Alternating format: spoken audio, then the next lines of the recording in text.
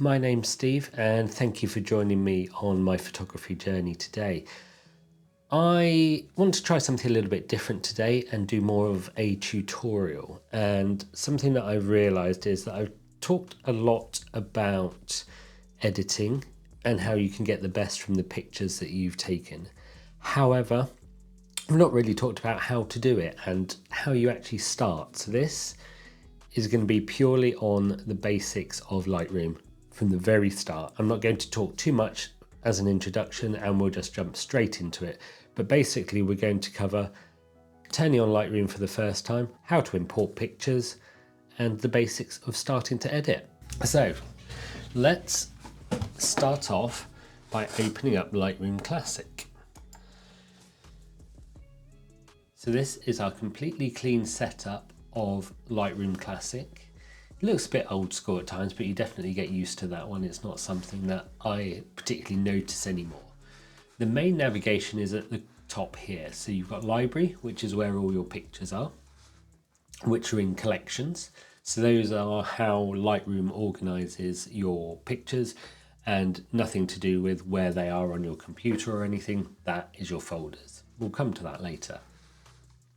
Next up, you've got Develop.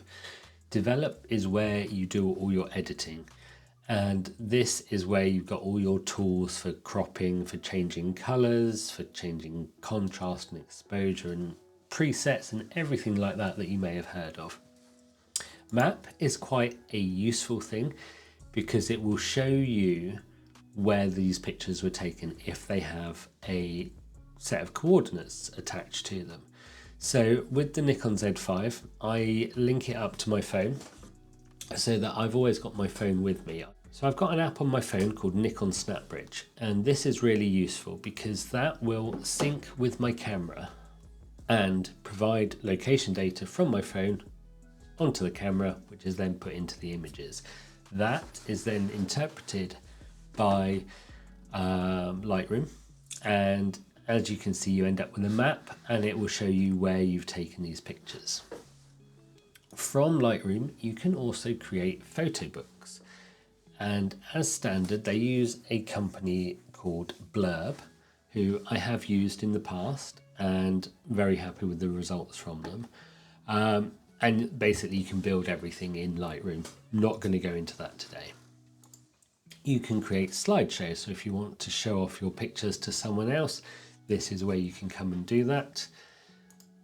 It's got a module for printing and also a module for publishing pictures to the web. So we'll go through all of these, not all today, we'll stick to the basics today. So let's go back to our library.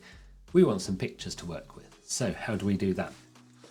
So down at the bottom left here, you've got import. So let's click on that, and that will come up with any photos that you've got attached to your computer. So at the moment, as you can see, this is looking in my Nikon Z5, which is actually, can't particularly see it, but I've taken the SD card from my camera, plugged it into the back of the computer, and that's what these images are. Take the pictures, save them onto an SD card, and then pop them onto your computer just like that, nice and straightforward. So all these pictures are on the SD card. You can scroll through and see them all. So we've got the cat, we've got some flowers, got some woodland, the usual kind of things that I take pictures of. As you can see, they're all ticked at the moment. What you can do is untick them all, and if you want to just import a couple of them, just tick them. But what I want to do is import all photos. There's no duplicates in here at the moment because it's, as I said, a brand new copy. However, if I'd previously imported some of these pictures but not others, what you can do is up at the top here, just select new photos. So anything on here that Lightroom recognizes as already being on there, it won't include when it's importing. So on this side, you've got the source. As I said, my Nikon Z5 SD card is the source for me. In the middle is where you select what pictures you want to be imported. And then on the right hand side, where are you going to send them? So what I want to do is build smart previews, and smart previews keep the size of them as small as possible, but still allow you to edit them. So minimal size previews, but smart previews, that's the way I would do it. I don't want to make a backup copy because I do that manually anyway. And what you can do is add them to a collection. So a collection, like I said, is how Lightroom organizes your pictures. It's nothing to do with where they're saved. So let's add a new collection and let's call this one Woodland Pictures.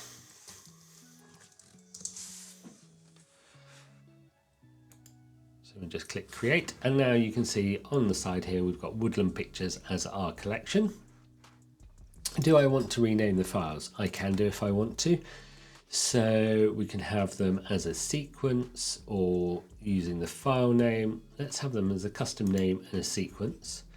And we want our custom name to be My Photography Journey. And then it will start with a number, and then it will increment that for each time it imports a new picture. So we can leave it as one, leave the extensions as they are, and if you want to apply any kind of presets or anything like that, then you can do this here, but I would leave that and do it individually based on each picture. And if you want to include any metadata, so I put my copyright in there so that it's in the file picture so that everyone knows who took the picture. And then you choose your destination. So this can be your internal hard drive or an external drive. It doesn't really matter where it goes. What I like to do is have my pictures saved to an external hard drive, one of these. This is the Samsung T7. And with that, I can then take it with me. I don't have to be at this desk using my Mac in order to edit the pictures. I can take them elsewhere, use them on my laptop or something like that. That's just the way that I do it. And then I find it easier to back up and it doesn't take up excess room in my computer. So we've chosen all of our options and we can then just press import and it will do all of that for you. In order to use the map function that we've just mentioned, Lightroom Classic wants to be able to look up the addresses, so let's just enable that. And as you can see, it's building smart previews of all of these, looking up the addresses, and it can also detect faces as well. There's no people in here, but we can get it to do that if we want to. Now we've got some pictures in here, we can do some editing. So sorry, we're back in the library now, as you can see, and on the left hand side you can see we now have something in our collection. We've got Woodland Pictures, which is all of these pictures that we've just imported. So again, in the middle you've got your pictures, across the bottom you've got the whole gallery as well, which not so useful in library view, but when we come into develop in a moment, that's when that will come in more useful. So let's go into develop now. Now this is where you can scroll through the other pictures and choose a different one if you want. We've got a nice picture to start with. Let's do some editing now. If you want to get rid of this, save some space, on the left hand side here you've got this little arrow, makes that module disappear off out to the side and allows you to see the picture a bit bigger. As you can see, I've got two monitors, so I have one monitor with the picture full size so I can see the details on it, and then the other one with the controls and everything so that I can work on the picture. But to be honest, I mainly just look at this screen and just have the one screen that I'm looking at the entire time. So we've got all these different options on this side. Scroll through all of these and back up. And then up at the top, we've got our histograms. So histograms are really useful for showing you how well exposed a picture is. So anything on the left hand side is, as you can see under there, it's blacks. Anything at this end is whites, and then in between you've got shadows, you've got kind of the middle part, the highlights, and then like I said, the whites. So as you can see from the histogram, everything is to the left hand side, so everything is quite dark, and that actually matches up with what we can see. The y-axis is how many pixels in that image are of that particular color. So you can see most of the image is in this kind of shadows. There's not so much in the blacks, but in the shadows and the darker side. So that gives us an idea of our exposure. So if we want to just adjust that, what we can do, just take our slider down here, which says exposure, and move it to the right. And as you can see, everything shifted across to the right. We've got all the different colors in here. So you can see them moving slightly differently as you go across. So you can go completely one way or completely the other way.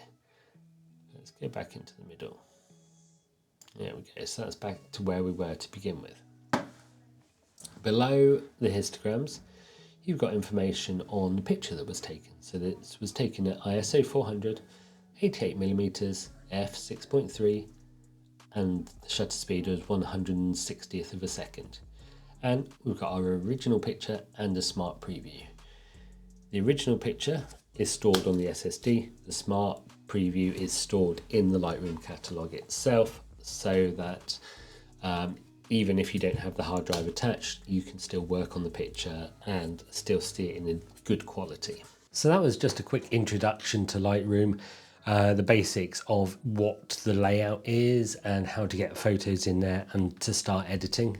Next week, we'll go back to something different, something a bit more practical. And then the following week, we'll have another Lightroom tutorial and gradually get more and more in depth with those. So stay tuned for those. Don't forget to subscribe so you know when they come out. Other than that, thank you for watching today. Don't forget to like, comment and subscribe, and join me again next week on my photography journey. So have a great week. Bye.